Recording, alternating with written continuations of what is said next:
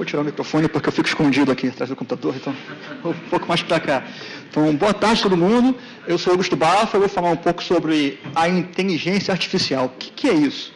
Então, assim, tem uma mística ao redor de IA, né, sobre o que é IA, o que define a IA. E aí vem um jornalista e falam coisas do tipo, o Google criou uma IA que agora consegue desenvolver a linguagem, ela fala sozinha, entre ela, tem um dialeto próprio. Então as pessoas começam a pensar algo parecido com isso aqui, né? Então o que é IA? Será que são robôs que vão dominar o mundo, vão exterminar a humanidade, algo assim? Como é que está funcionando isso agora?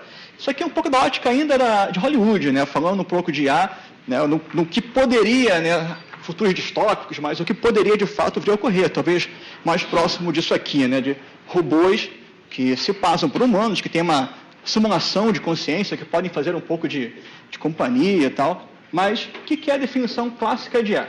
Então, IA são métodos, são dispositivos, mecanismos, algoritmos que tendem a resolver problemas, né? A simular o pensamento, para se passar por inteligente, né?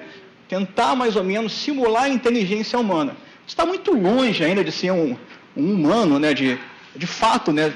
Ter a consciência humana, mas em várias áreas específicas, o modo analítico, né? A capacidade analítica de reprodução daquele conhecimento consegue chegar até próximo e muitas vezes superar os humanos.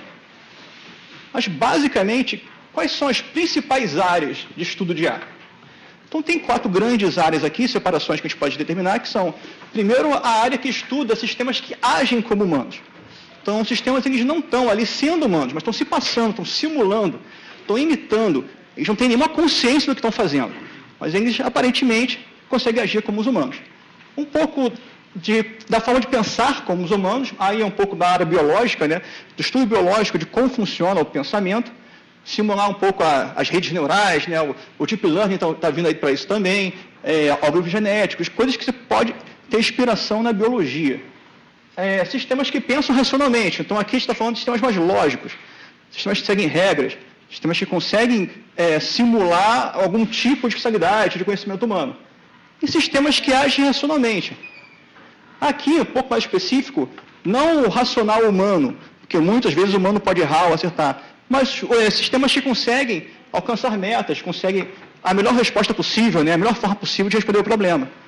Então, você tem essas 4 áreas aqui, cada área vai se subdividir em métodos, em outras áreas, e vão estar estudando formas de resolver esse problema.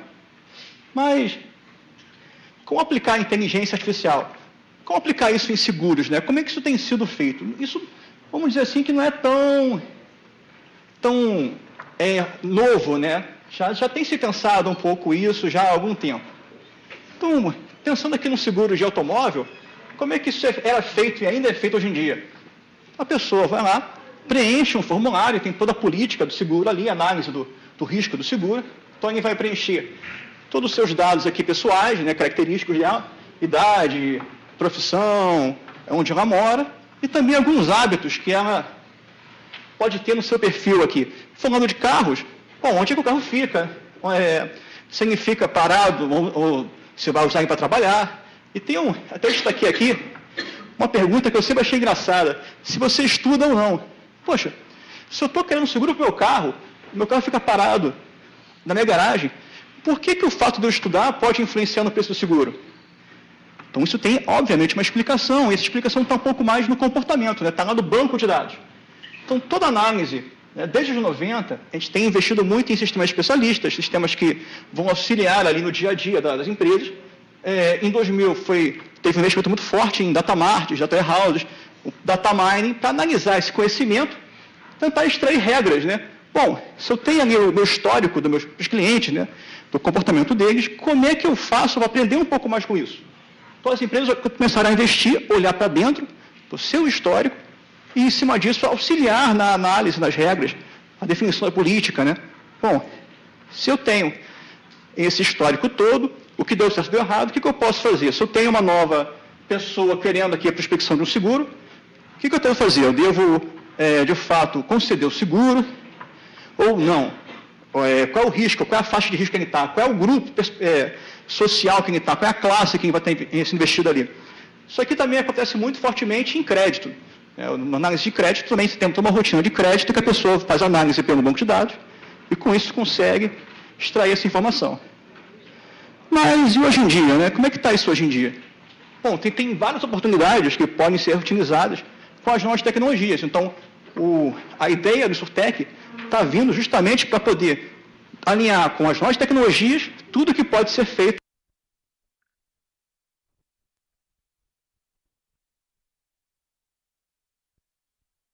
só apenas a informação do seu histórico da empresa, dos bancos de dados, setoriais, etc. Você também todo o banco de dados que está disponível na internet. Então, você consegue pegar hábitos de consumo, consegue pegar dados de redes sociais, até integrações com outros bancos, são ações financeiras, para poder classificar essa pessoa um pouco melhor. Então, você pode fazer uma agregação desse mercado e, utilizando esses dados, dar ofertas otimizadas para o cliente, né? Criar outros grupos de pessoas que você pode estar adequando ali no seu perfil. Além disso, os dados não estão apenas das pessoas, né? Você tem dados que vocês podem estar integrando com agências regulatórias, né? O monitoramento do mercado, os dados dos clientes, e com isso manter atualizadas possibilidades da própria política de seguros. Outra coisa importante é que você tem os dados geográficos, que podem também ser agregados. Tem vários monitoramentos, sistemas que monitoram dados da cidade, dados de ambiente, que você pode estar utilizando, como, por exemplo, pegar esses históricos para a predição de catástrofes ambientais, para áreas com índices de violência, áreas que você pode passar ou utilizar o seu veículo que tenham condições de desgaste para o carro, né, situações das condições do asfalto, e, em cima disso, analisar um pouco mais as probabilidades de alguns imprevistos que podem estar ocorrendo. No caso do atendimento, você também tem toda uma possibilidade, né, uma gama de possibilidades novas, não só apenas nos chatbots, na integração com os robôs que vão estar conversando com as pessoas, mas também na análise de todo o discurso do log, né, do histórico das conversas que foram feitas. Então, você consegue classificar, não só no texto, como é que foi a qualidade daquela conversa, você consegue analisar no texto se a pessoa está tendo uma reclamação, se ela está com uma fraude, inclusive na própria forma que a pessoa fala, né, no jeito que a pessoa está falando, na atenção, ou na emoção que ela está se expressando, você consegue detectar um pouco as emoções dela e utilizar isso para classificar aquele perfil. Se a pessoa está falando a verdade, se ela está falando mentira, e utilizar isso no seu contexto. E, por fim, toda uma parte nova de telemática.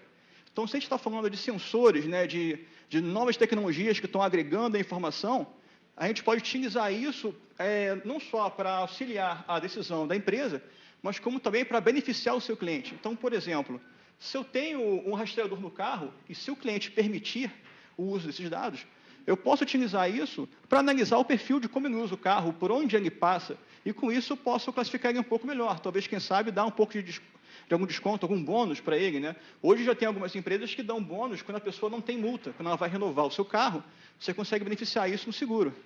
Outro exemplo são os sensores, né, que a pessoa pode estar usando. Eu estou usando, por exemplo, um relógio que tem sensores que medem aqui batimentos cardíacos, né, atividade física de modo geral, e quem sabe isso pode ser utilizado para definir as minhas condições de saúde pela agência de seguros, de plano de saúde, né, seguro-saúde. Então, com isso, eu posso mostrar que eu tenho um risco maior ou menor de estar contra uma doença, de estar utilizando mais ou menos serviços médicos. E como é que está isso, em geral, na imprensa, né? Como é que está essa informação? Como é que isso está acontecendo no modo geral? Então, de acordo com a notícia que eu achei aqui na 5RJ, foi publicada em 8 de junho de 2017, o mercado de seguros é o que tem mais investido em IA. Então, está tendo um grande investimento em IA no mundo inteiro para justamente utilizar essas informações, agregar isso e extrair, de alguma forma, esses dados para auxiliar no contexto da tomada de decisão do seguro. Por exemplo, nesse caso aqui, a agência de seguros está investindo, em média, 124 milhões em sistemas de IA. Tá, isso foi uma pesquisa realizada pela Tata Consultancy no ano passado, e está mostrando que está tendo uma forte, né, não só tomada de decisão em cima disso, para investir nesse caso, mas como também que até 2020, 85% dos entrevistados já vão estar utilizando de alguma forma isso no seu dia a dia. Outro exemplo aqui foi da revista Policy, 3 de outubro de 2017. Seguradora fecha parceria com startup de inteligência artificial. Então, o que eles estão investigando aqui? Eles estão tentando detectar novas perspectivas de risco, então, novas formas de analisar os dados e conseguir extrair informação de um possível risco ali na frente. Outra notícia. 7 de novembro de 2017, também a Policy. Inteligência artificial ganha de advogados de seguro na previsão de resultados. Olha que interessante. A gente teve uma startup britânica, que é a Case Crunch, e ela colocou um sistema para competir com 100 advogados na análise ali de um seguro massificado.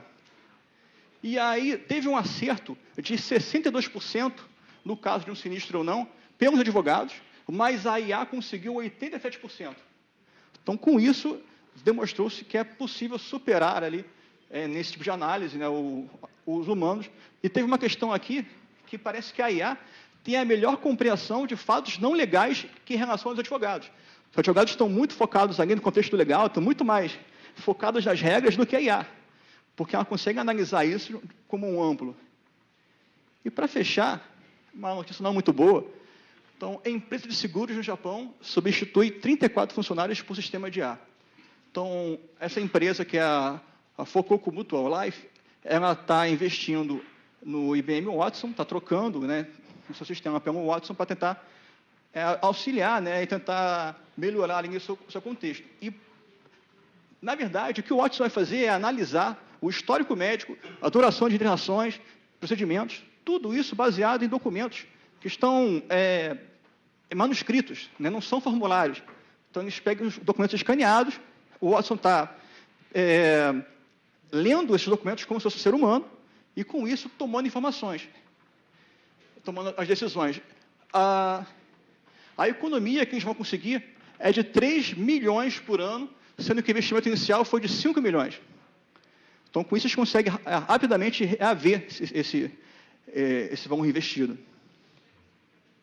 E, para finalizar, eu trouxe uma frase que eu li numa página até no Facebook, que era a Policy Me, que trata justamente de várias questões de Insurtech, que diz o seguinte: a IA traz benefícios não apenas para a redução de custos, mas também facilita a comunicação, tornando-a mais rápida e efetiva, e permite que as empresas de seguros se tornem mais próximas de seus clientes, sendo parte do seu dia a dia.